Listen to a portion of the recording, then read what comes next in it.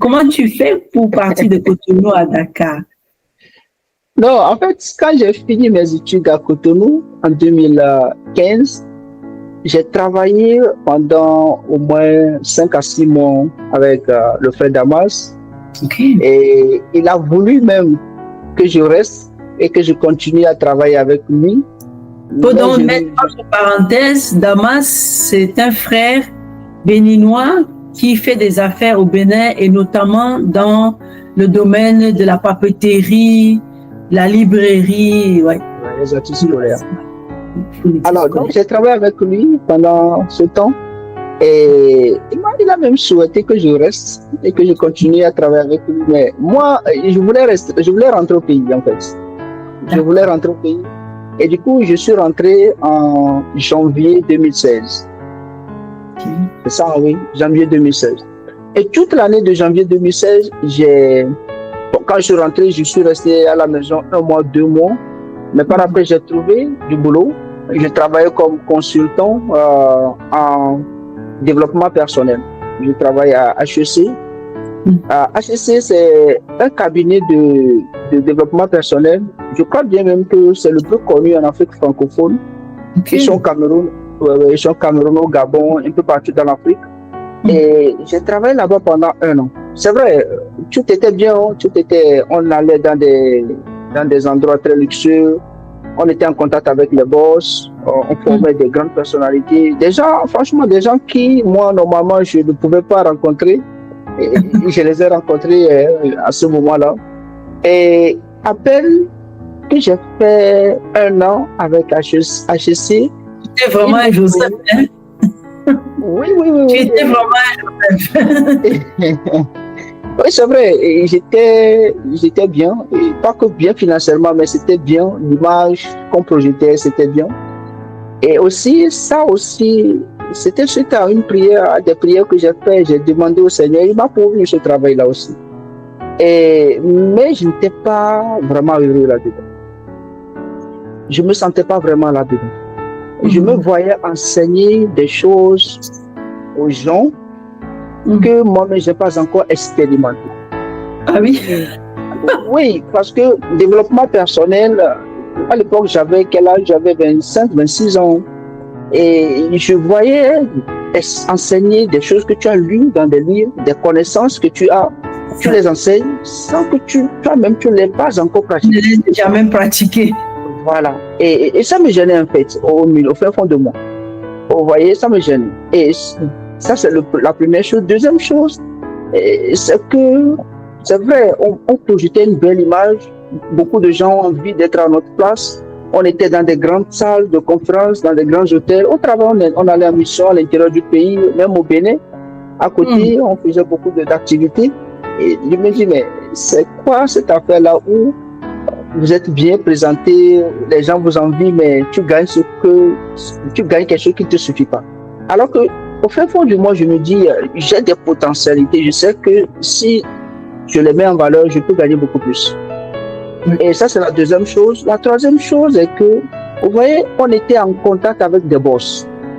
Des boss qui achetaient des formations de 200 000, 300 000 sans vraiment se gêner. Et en fin d'année, il y a quelque chose qui m'a marqué. Il y a 2 boss différents qui nous ont invités à des manifestations, à des événements qu'ils organisent entre eux. Et le ticket se vendait à 90 000, 99 000, quelque chose comme ça. Wow. Et du coup, pour une seule entrée, une personne. Oui, ça c'est le ticket. Et eux, dans leur tête, c'est normal pour nous d'être là avec eux. C'est même un privilège pour eux que nous soyons là. Et du coup, ils n'ont jamais imaginé que nous, on n'a pas cet argent. Vous voyez?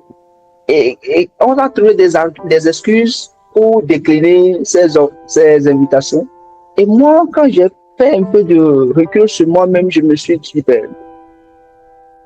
si je continue comme ça, je risque de ne plus avoir le temps. C'est comme si tu es dans un bateau ou dans un bus qui t'amène quelque part où tu ne veux pas aller. Et au lieu de descendre le plus tôt possible pour retourner en arrière, tu restes dans le bus. Et plus tu restes dans le bus, plus c'est difficile de revenir en arrière. C'est clair, oui.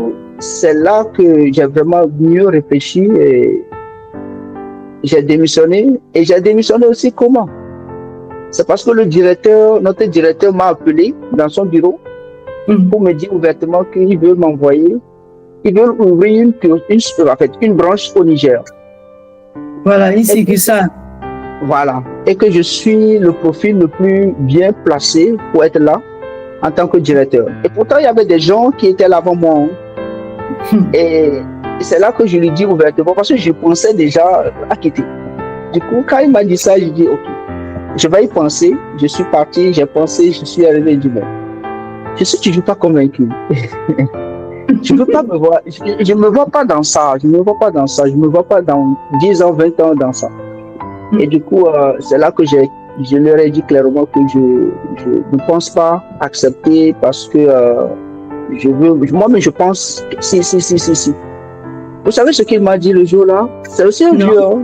C'est quelqu'un qui a 110 ans et qui est toujours bien. Ouais. Il m'a dit, Tristan, ce que tu viens de me dire, c'est il faut avoir du courage pour prendre cette décision.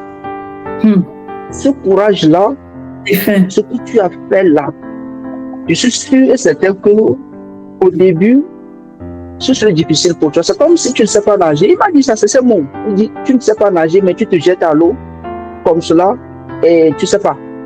Et il dit, tu serais difficile au début, mais si tu retrouves ton chemin, tu seras même tellement grand qu'on ne peut pas l'imaginer.